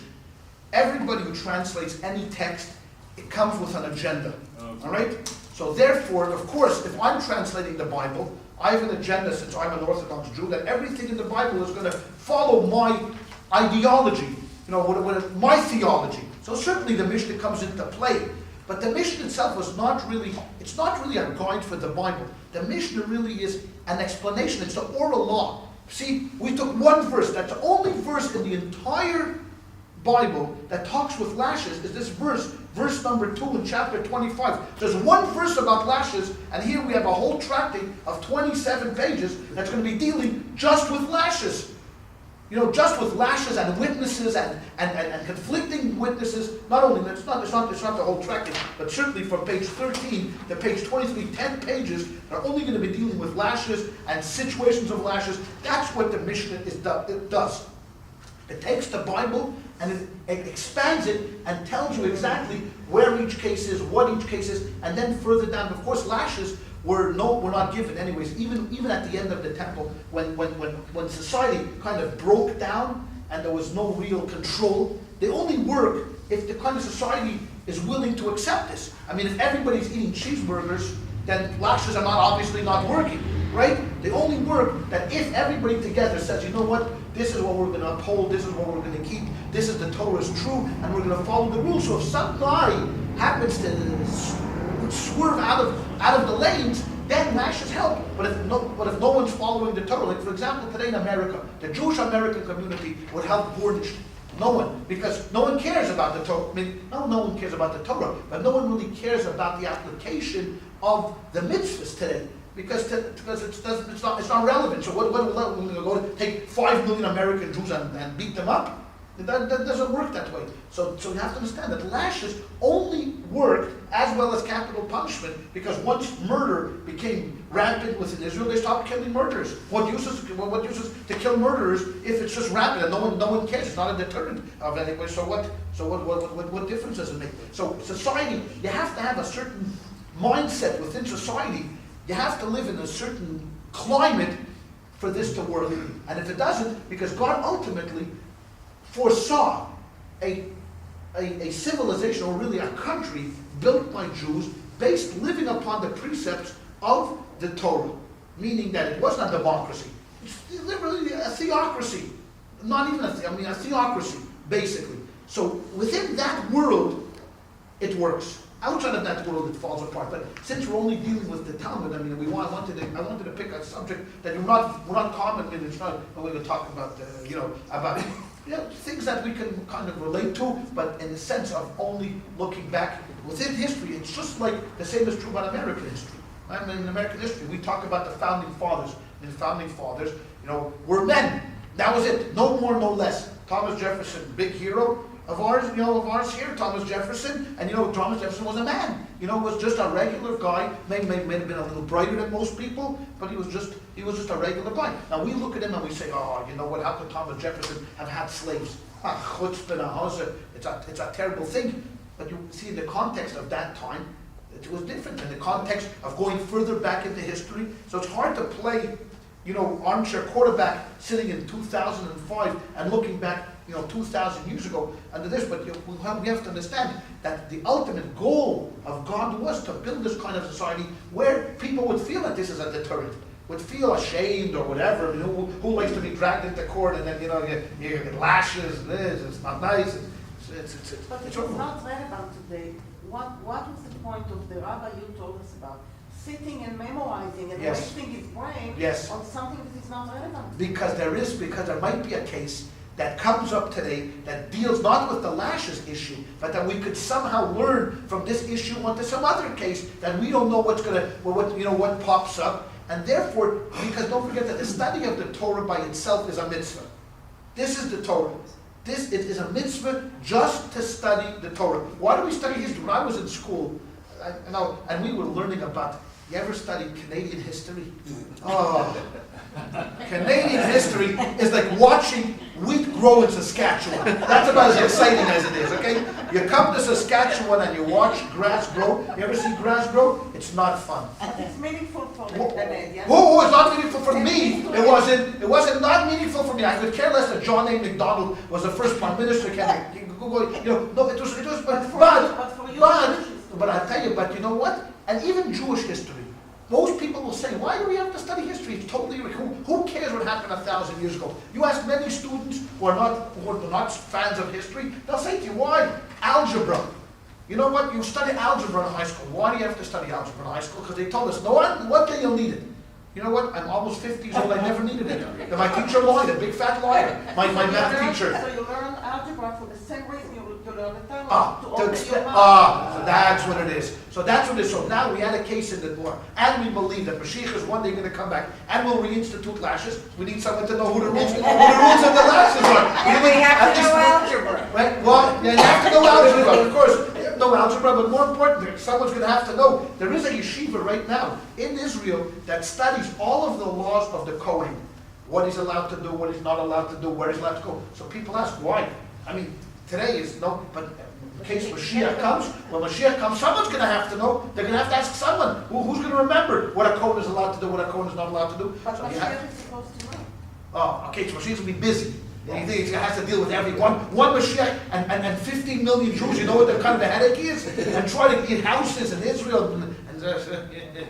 And okay, go ahead, ask ahead. A question about the Gemara and the... Good, yes. When a young man goes to a yeshiva, Yeah. so what do? They first teach them the Torah, and then later the higher classes are the Gemara and the... How it works is like this. When early on, you start studying Chumash. First, you start reading. Okay, so first they teach you how to read. Then they teach you, starting about second grade, we started learning Chumash. Okay, teachers do the very basic, very basic Chumash. Yeah. The stories of Abraham, Abraham. But they're fun stories. Well, the fun stories. They don't get into Yeah. all Leviticus with the Right. sacrifices, all of that stuff. Okay, so you start there with Abraham and the tent and all of that. Fine, good. Once you know that, so then in fourth grade we started learning Mishnah already.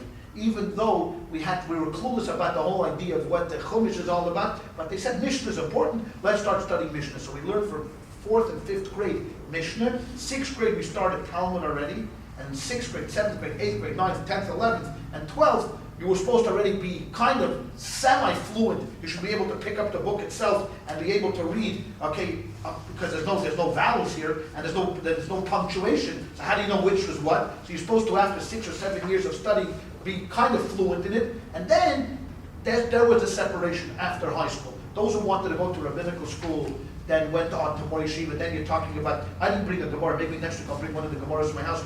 I'll show you that in the back of the Gemara there's this much commentary.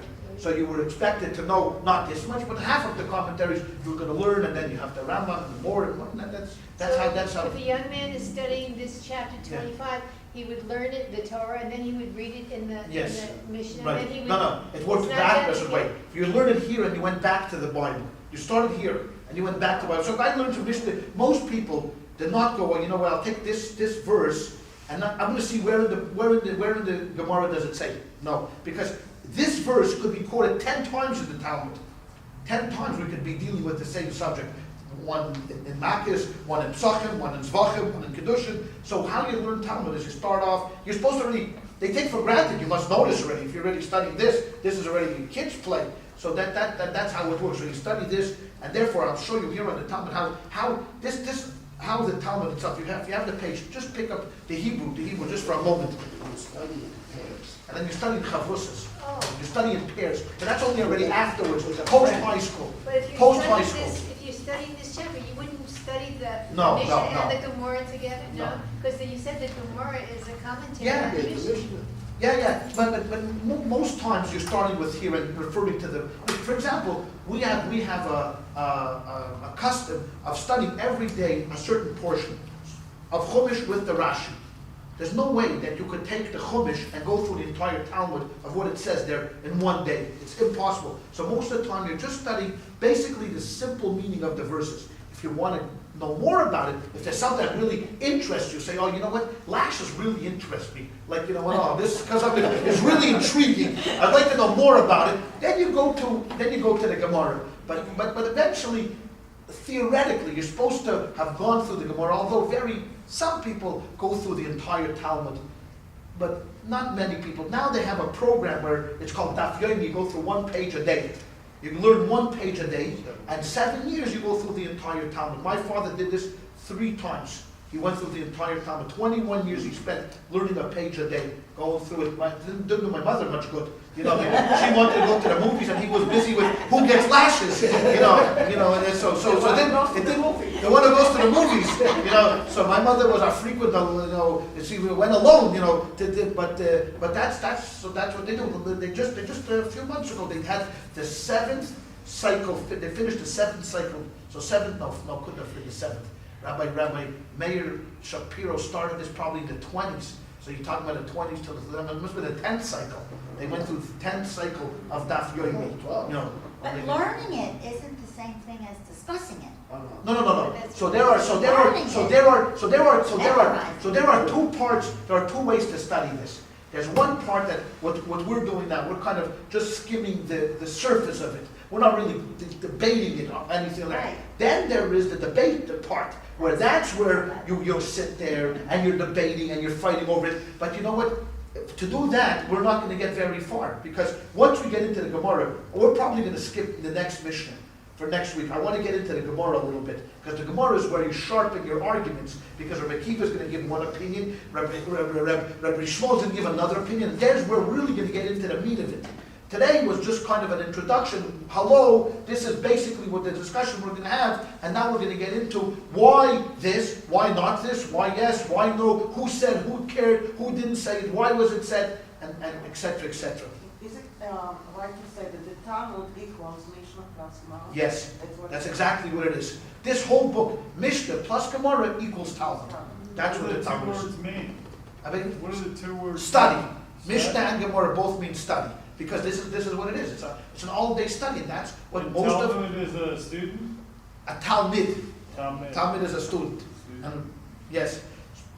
And that's what and so in the olden days, what they used to do is, a teacher would come in, like let's say we take one of the authors, Rabbi Akiva, would come into a class with his yeshiva, and they would all be sitting on the floor. He would get up on a lectern. There would be a translator, a meturgiman, or he was either used to translate Rabbi Akiva's words, whether Rabbi Akiva was saying in Hebrew, he would translate it to Aramaic, or whatever it is, or if Rabbi Akiva couldn't speak loud, and no loudspeakers, so this meturgiman would say, and he said, like this. And then afterwards he would leave, and for the next few days they would be arguing to exactly what he meant. What did he mean by this? What did he mean by that? What did he mean by that?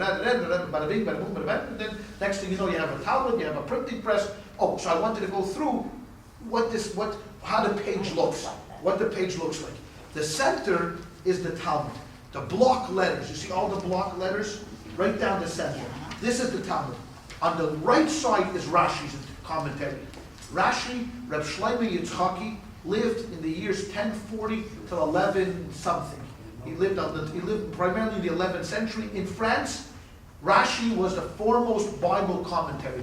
He's much better known for his commentary on the Bible than he is in his commentary on the Mishnah and Gemara, but he got it.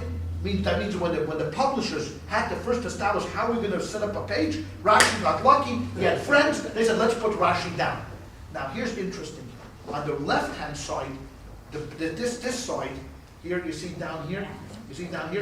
This is what is called Tosfos. Tosfos in Hebrew means additions. This is the left-hand side, you see down here? His grandsons, right? Those were his grandsons.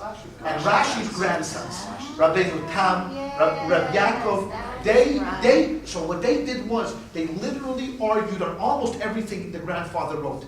So what the grandfather interpreted, one thing they said, it couldn't be what my grandfather wrote, and they would argue against it. So you had Rashi and Tosfos. Wait, this one in the middle. The middle, no, Talmud. that's the Talmud. This one is Mishnah.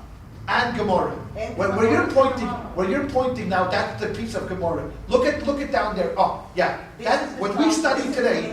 You see where it says Te'elu, Yeah, this is what we Mishnah. said, this is the Mishnah. This is the Mishnah. So what is the top? The top is Gemara. You see with the Gimel Mem, look at 5 lines down. You see the Gimel Mem? Yeah. The first line, that's where the Gemara starts, on that particular That's the previous chapter. previous chapter, previous page.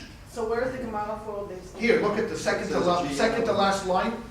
See Gemara? Oh, I see. See, so that's what we're going to get into next week. Yeah. So Into what the is all Gemara. this stuff? Is this Okay, Aramaic so over this, here? no, this is not Aramaic. What is- On this particular page, we don't have Aramaic. This Yeah. was all Hebrew. This was all Hebrew. This is all Hebrew. Yeah, but it's There written. are, but it's written in different font, Yeah. just to separate from Rashi. Just to show this is a printer's creation. This is not Rashi's creation. This is a printer sat down, created Rashi's script that we call Rashi, but he didn't write like this. Rashi wrote regularly in his handwriting, whatever his handwriting was. The printer, some guy sat down to make a difference. Now, So this is Rashi. now, some people say, like we had brought up a case. What happens if, like the judge brought up before a case, a girl does it, right? She lives with her brother. Not a guy who lives with his sister, but she has a relationship with her brother. So we might think, okay, you know what? That's so odd. Maybe so. So we have to know, so we're going to debate it. No, it's only for men, because men are predators. Women are usually more, they're usually the victims, okay? So we're going to argue that case. Not anymore, but I say we can go back and forth. So we want to know what is the actual ruling. The Gemara is not going to tell us. We want to go, for example, we want to know how it's actually codified in law. Who's that? Who's the number one codifier of all times? Rambam, Maimonides. So this guy, so there was a man by the name of Ein Mishpat Ner Mitzvah. You could look up who that was, not in this Gemara, but we'll look up next week who the actual author. So if you look at the extreme left-hand side here, you see the left-hand side right here? Yeah. These are the notes. If you're a real scholar and you wanted to see where it's actually codified in the Rambam, he gives you all the places where to look. So you buy a set of Like a law Rambam. book. What? Like a law book. That's what exactly. The So same this Same is thing. Maimonides over here? No, not This- Maimonides. Rambam. It's only This is a, citations. this is, he quotes where in Maimonides you can find where the ruling is. So you go cases. So you go to Maimonides, the 19th chapter of Sanhedrin, the 34th paragraph, that's where he's going to be talking about this. So you don't have to be a big scholar. So I could quote, I think Maimonides, the 19th chapter, the 34th thing, it talks about it. Oh wow, what a brilliant scholar that is. What I'm really doing is I'm reading off of his things. Here. Then, there are some people, they quote verses from the Bible. So who knows the Bible by heart? Only Christians know the Bible by heart. No Jews know the Bible by heart. So you want to know, Rabbi, where in the Bible does he say? So here you see in the margins. Look, you see in the margins down here, he has, this verse is taken from Numbers chapter 35. This is from Leviticus 25. This is from Numbers 35, etc., etc. Oh, so you mean you didn't know it by yourself? Oh no, I know that. Because I don't need this. I do anything. You think I need the commentary? No, forget about it. You know what? Then there were people. For example, there was a great leader that lived at the time of the Baal Shem Tov. His name was the Vilna Gaon. Okay, so the Vilna Gaon was a great scholar, and he had notes that he wrote for the Talmud. Small indentations, he's also included here. If you look from here, just like this, Hagos Hagra. One little note he has over here on the right-hand side, it's called the Gra, Hey Gimel Reish Aleph. That's Hagai and Rebbe Eliyahu. The notes of that one. Now, how did he get in here? Why is he in there? I'm not in here. I'll tell you why. Because the Talmud was, the original text of the Talmud was actually printed by non-Jews. Italian and they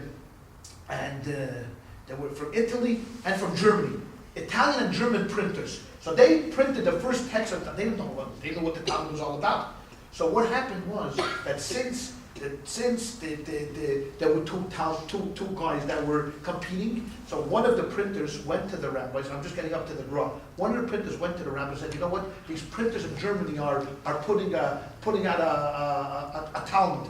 So the rabbis got together and put a ban on the German edition. He did smarter. This guy in Germany went to who's higher than the rabbis. Think of the Middle Ages. Who's the number one power in the world? In the Middle Ages? No. He went to the Pope and he told the Pope, this guy in Italy is printing a ticket. So you know what they did? They said, close that guy down. So you have to know who's your friend. Same thing happened here with the Gra. In the middle, later on, after the church, the Protestantism came in, and then we moved already to Eastern Europe, scholarship moved to Eastern Europe, there was 2 printing presses. One was a Hasidic printing press, one was a Litvische printing press. One was in Lithuania, one was in Russia. So the Russian rabbis got together and they said, the Lithuanian printing press no good. So the Lithuanians said, you know what, the Polish is no good. Back and forth, they're fighting over it. Ultimately, the Lithuanian printing press became the standard. The standard. And it was a family, I believe, I'm going to say Franco, but you're not going to have it over here on this one, but next week hopefully I'll bring the other. They were the ones that set up the page the way it says. And since they were strong followers of who? The Gra, he got in there.